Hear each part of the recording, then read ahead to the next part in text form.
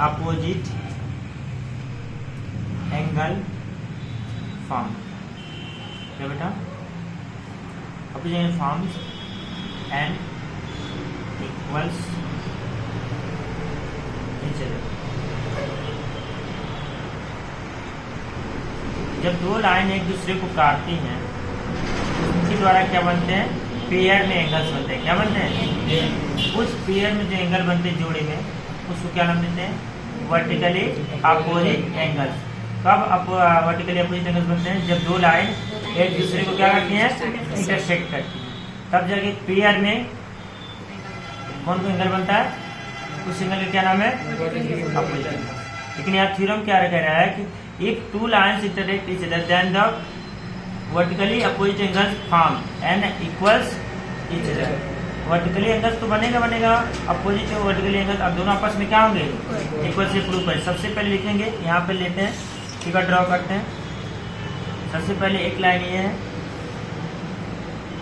इसका नाम देते हैं हम ए और इसका नाम देते हैं डी। यानी बात समझ में आ गया? सेकेंड हम लाइन खींचते हैं, इसका क्या नाम देते हैं हम? सी और क्या नाम देते हैं इसका? डी। इतनी बात समझे? एक लाइन सी डी और दूसरी लाइन क्या है? A B. दोनों कहाँ कट कर रहे हैं? पॉइंट ओ पे क्या कर रहे हैं?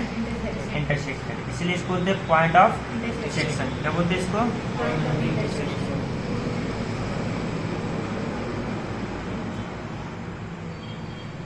Point of intersection. क्या बोलते हैं बेटा? इसको जहाँ पे दोनों लाइन एक दूसरे को कट करती है, प्रतिच्छेदन बिंदु बोलते हैं। क्या बोलते हैं इसको? याद रहेगा ना? अच्छा, आप सबसे पहले ये प्रूफ करते हैं तो प्रूफ करने से पहले थ्योरम या प्रमेय को सबसे पहले गिवन लिखते हैं। क्या बेटा? गिवन में जो जो चीजें दी होती है उसको सबसे पहले लिखते हैं। गिवन किससे मिलेगा? थ्योरम्स में सब लिखा रहता है। यहाँ पे लिखा है 2 लाइन्स, तो लिखो, यहाँ पे लिखो कि सबसे पहले आप 2 लाइन्स, क्या ए बी दिख रहा है? 2 लाइन्स ना, ए बी और C D, A B and C D intersect. Question में लिखा है कि नहीं लिखा है? 2 लाइन्स इंटरसेक्ट लिखा है कि नहीं लिखा है? Intersect at a point. At a point कहाँ से इंटरसेक्ट कर रही है बेटा? कहाँ इंटरसेक्ट कर रही है? 2 लाइन से, ए बी लाइन से और सी डी लाइन से। दूसरी कहाँ इंटरसेक्ट कर रही है? सबसे भी लिखोगे 2 लाइन, तो ए बी और सी डी दे दिया। इंटरसेक्ट कर रहे हैं, तो इंटरसेक्ट करें कहाँ पे? ओ पे क्या कर रहे हैं? इंटरसेक्ट कर रही है। 2 pair of angles, 2 pair of vertically opposite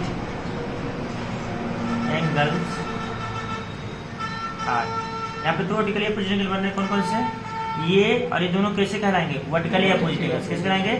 A O C angle, A O C comma दूसरा क्या? D O B. दोनों कैसे एंगल से बेटा? ये दोनों वर्टिकली अपोजिट एंगल्स। और एक पेयर और बनेगा बेटा, ये और ये, ए ओ डी। क्या बेटा? A O D comma D O B. ये भी कौन से एंगल है बेटा? Vertically opposite angles. ये तो गिवन में दिया हुआ दिख रहा है। अब हमें प्रूफ क्या करना है? गिवन के बाद क्या लिखेंगे? प्रूफ। क्या लिखेंगे? टू प्रूफ, जो हमें सिद्ध करना है।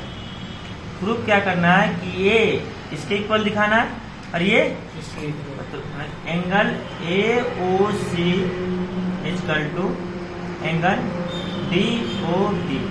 क्लियर बेटा? और सेकेंड में क्या दिखाना बेटा? Angle A O D equal to क्या दिखाना है? C O B. ये दिखाना है प्रूफ में। समझ में आ गया? अब लिखेंगे प्रूफ। क्या लिखेंगे?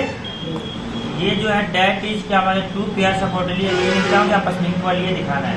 समझ में आ गया ना? अब इसमें लिखेंगे प्रूफ। क्या लिखेंगे? प्रूफ में सबसे पहले हम क्या लेंगे? देखा C D. C D is a क्या है? Straight line. क्या कंसीडर करेंगे? सबसे पहले मानेंगे कि सी डी क्या है? स्ट्रेट लाइन है। क्या मानेंगे इसको हम?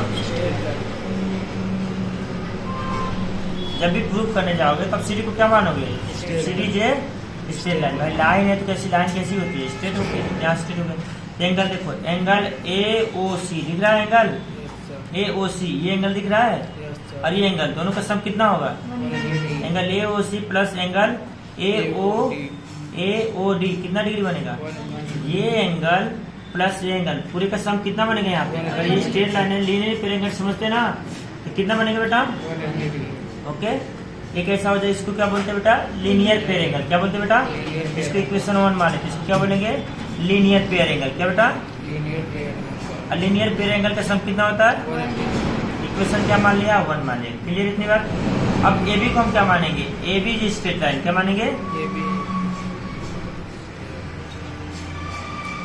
ए बी को क्या मानेंगे बेटा? अब ए बी दिख रहा है, ए बी को क्या मानेंगे? Straight line. क्या मानेंगे बेटा? ऐसा करना है कि दोनों में कुछ ना कुछ कॉमन मिलना चाहिए। अगर ए बी लिया ना, तब चाहे तब इधर से ले सकते हो, तो इन दोनों से एंगल कॉमन मिलना चाहिए। किसको लोगे आप? इसको लोगे, किसको लोगे बताओ? ये ओ सी ना, आप इसको ले लो। ये एंगल हो गया ना, ए बी क्या स्ट्रेट लाइन है, तब ये दोनों एंगल लेना आप। ए बी क्या स्ट्रेट लाइन है ना, आप इसको ले लो, क्योंकि दोनों में ये देखो यहाँ पे क्या है? ए ओ डी है ना यहाँ पे। जब ये एंगल लोगे, जब स्ट्रेट लाइन ये लोगे, तो दोनों एंगल आएगा कि नहीं आएगा? उसमें एक यहाँ पे कॉमन हो जाएगा। देखो एंगल ए ओ डी, तो बोलो ए ओ डी, बोलो भाई A O D plus angle B O D इसका टू क्या बेटा? समझना इक्वेशन नंबर क्या बेटा? सेकेंड। क्यों? Linear pair. आप इधर से भी ले सकते थे, तब जाके ए ओ सी कॉमन हो जाता है। क्या हो जाता? अगर इधर लेते तो ये प्लस ये बराबर 180, इधर लेके तब पर भी आप कॉमन हो जाता। समझ में आ गया ना? कोई दिक्कत यहाँ तक बताइए? फ्रॉम इक्वेशन यहाँ सब चले दिखते हैं, आप यहाँ से आइए। फ्रॉम इक्वेशन दिख रहा है 1 एंड इक्वेशन 2 दिख रहा है कि नहीं दिख रहा है? 180 यहाँ पे 180 दोनों बराबर है कि नहीं है? क्या इसको उठा के यहाँ रख सकते हैं? Angle A O C plus angle A O D. क्यों रख रहा हूँ इसको? क्योंकि दोनों क्या 180 है ना, और 180 बराबर ये, तो यहाँ रख सकता हूँ नहीं रख सकता हूँ? बिल्कुल रख सकते हैं।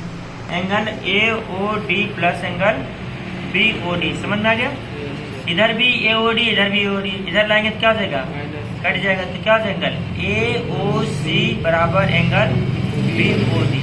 देखिए ए ओ सी ये एंगल, और इधर देखिए बी ओ डी ये एंगल, आपस में क्या हो गया दोनों?